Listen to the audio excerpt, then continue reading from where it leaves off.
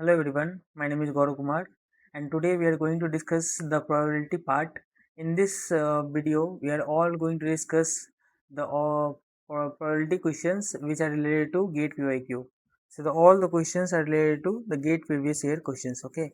So the first question say that if 4 white balls and 3 red balls in a box, okay.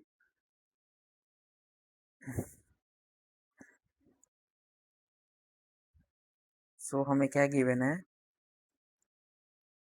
4 white ball है, ठीक है, and 3 red ball है, okay. सो 3 red ball है and हमें क्या कहा गया है, 2 balls are randomly and removed from the box given that the first removed ball is white and the probability that the second removed ball is red. तो देखो 2 balls को निकाला गया है बॉक्स से, ठीक है. 2 balls are randomly and removed from the box and कहा गया है given that the first removed ball is white. तो हम क्या लिख सकते हैं, W1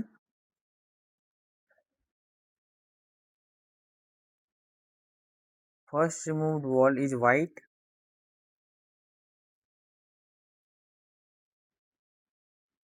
first removed ball is white and R2 हम लिख सकते हैं ना यहाँ पे, क्योंकि देखो यहाँ पे second removed ball is red लिखा गया है, तो इसे हम R2 मान सकते हैं, ठीक है. R2 equal to second removed ball is red, okay. तो इसका डायरेक्ट प्रोबेबिलिटी क्या आ जाएगा, देखो प्रोबेबिलिटी क्या आ जाएगा, probability of red 2 divided by white ball, okay. So इसका हम लोग क्या लिख सकते हैं, इसका फॉर्मूला क्या होता है, देखो probability of R2 intersection W1 means white ball and probability of white ball, okay. So देखो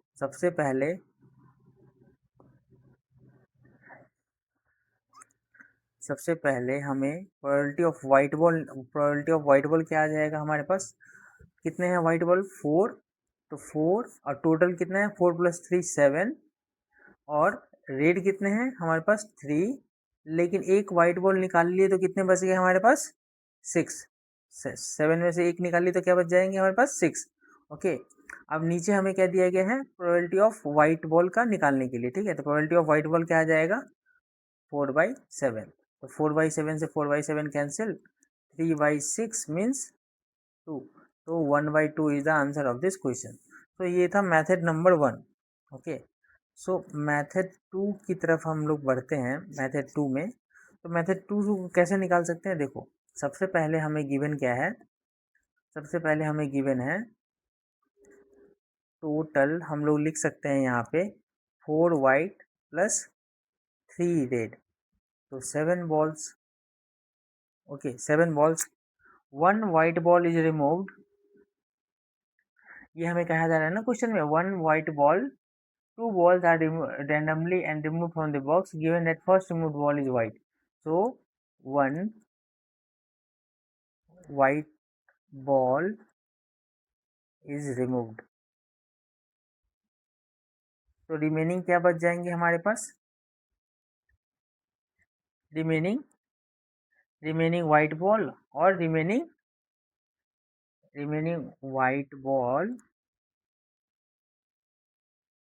वाइट बॉल, हमारे पास कितने बच जाएंगे, 4 - 1 चला जाएगा तो कितना बचेगा, 3.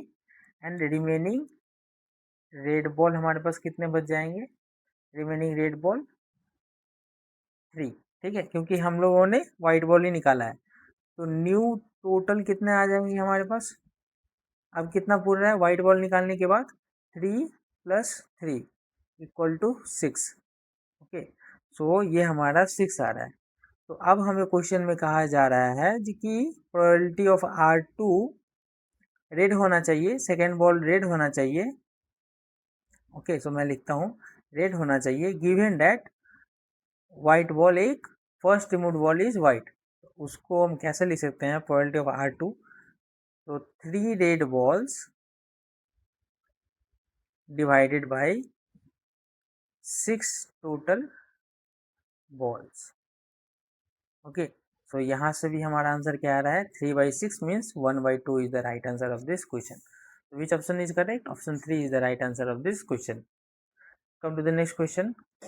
In this question given that two independent random variable x, y are uniformly distributed in the interval -1 to 1, the probability that maximum of x, y is less than 1/2. Okay, so basically ये question probability density function से है, ठीक है.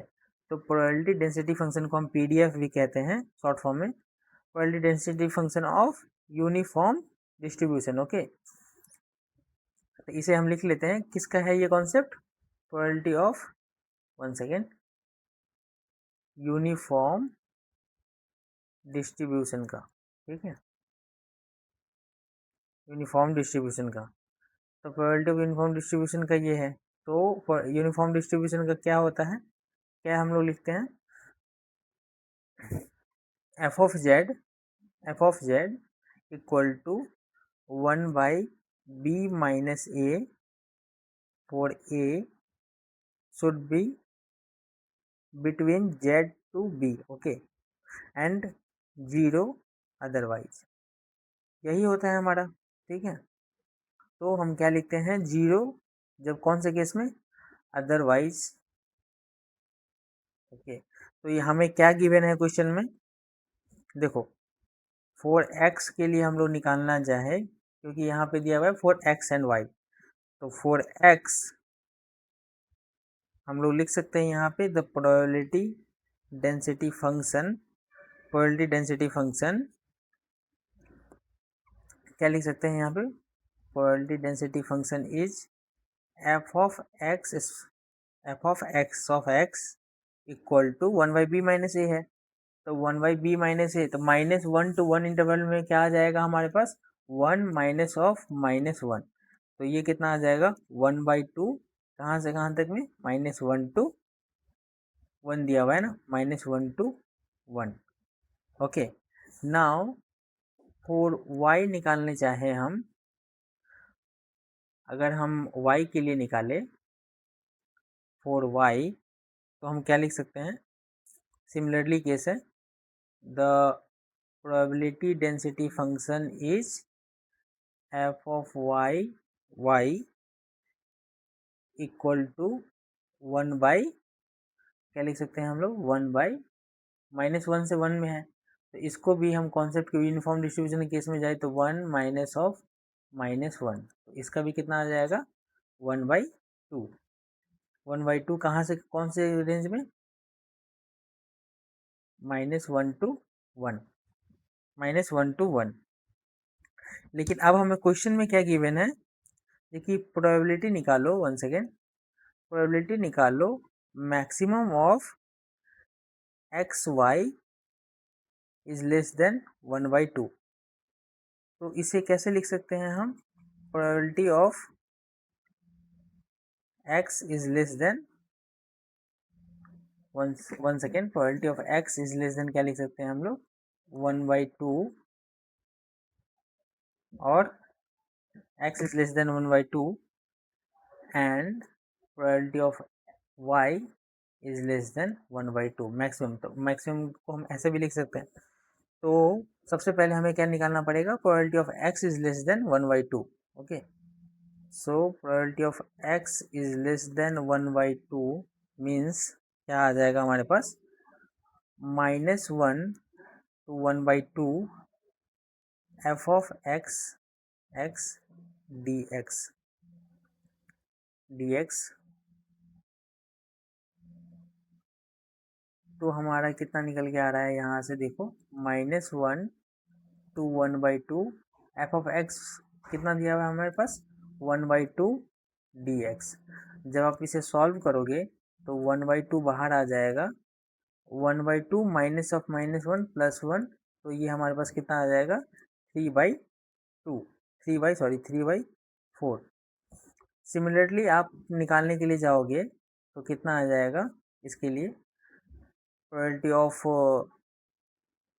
y is less than 1/2 निकालने के लिए जाओगे तो इसका भी कितना आएगा, 3/4, सेम मेथड से, ठीक है. तो इसलिए हम लोग लिख सकते हैं प्रोबेबिलिटी ऑफ मैक्सिमम क्या लिख सकते हैं हम लोग, मैक्सिमम ऑफ। देखो हमेशा इस कॉन्सेप्ट पे गौर करना, क्योंकि ये सब क्वेश्चन हमेशा गेट में पूछे जाते हैं। 1/2,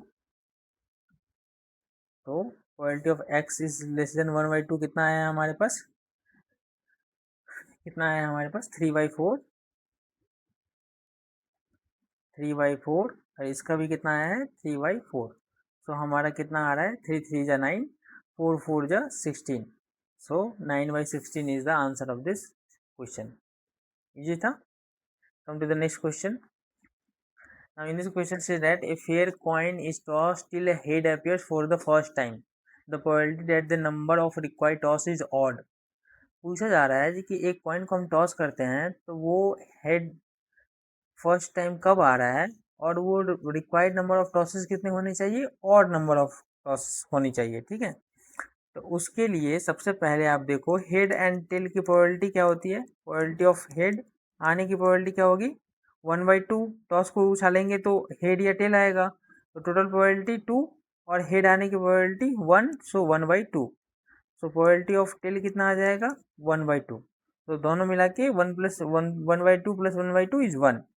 तो देखो हमसे क्या पूछा जा रहा है यहाँ पे, देखिए सबसे फर्स्ट में मान लो हेड आ गया। ठीक है, ये एक केस बन सकती है। अब हमारे पास टेल टेल हेड आया। ठीक है, तो ये हम लोग ऑड नंबर में लिख रहे हैं, और हमारा क्या आ रहा है तीसरे नंबर पे हेड आ रहा है। ठीक है, ऐसे भी एक प्रोबेबिलिटी हो सकती है। और उसके बाद क्या प्रोबेबिलिटी बन सकती है, टेल टेल टेल हेड। ठीक है, तो ये 5 देखो 1 3 5 ऑड नंबर में आ रहे हैं। ठीक है, तो द रिक्वायर्ड प्रोबेबिलिटी हम लोग लिख सकते हैं, द रिक्वायर्ड प्रोबेबिलिटी क्या होगा इसका। देखो हेड इतना है, तो the required probability P will be, क्या लिख सकते हैं हम लोग, 1/2 प्लस 1/2 का क्यूब, क्योंकि देखो 1/2 इंटू 1/2 इंटू 1/2, तो 1/2 का cube plus 1/2 to the power 5। इस सीरीज को देखने से आपको जीपी सीरीज याद आ रही है, जीपी ज्योमेट्रिक मीन रेडियस। ठीक है, ज्योमेट्रिक रेडियस करके आ रही है। ठीक है, तो ये ज्योमेट्रिक मीन है, इसको कैसे रिप्रेजेंट कर सकते हैं, देखो इसका सम निकालने के लिए क्या फॉर्मूला होता है, sum equal to a/1 minus R.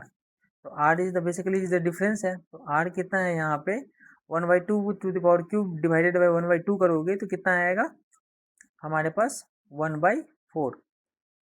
तो हम लोग क्या लिख सकते हैं इसको 1/4। आर ये हो गया, ए हमारा क्या है 1/2 है, और आर हमारे हमें हमें क्या है, आर 0 से 1 के बीच में होना चाहिए। तो आर 0 के 1 के बीच में है, तो सम हम लिख सकते हैं, इसमें कंडीशन फुलफिल हो गई। तो सम को हम क्या लिख सकते हैं यहाँ पे, सम को 1/2 डिवाइड बाई 1 माइनस 1/4।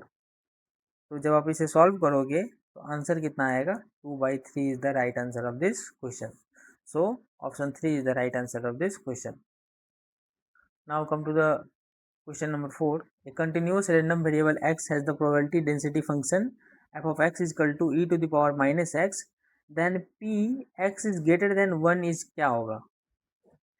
तो जब भी प्रोबेबिलिटी डेंसिटी फंक्शन, मैं जैसा कि मैंने पिछले क्वेश्चन में करवाया, तो प्रोबेबिलिटी डेंसिटी फंक्शन का केस है, उसमें भी कहा जा रहा है probability of x is greater than 1 होना चाहिए।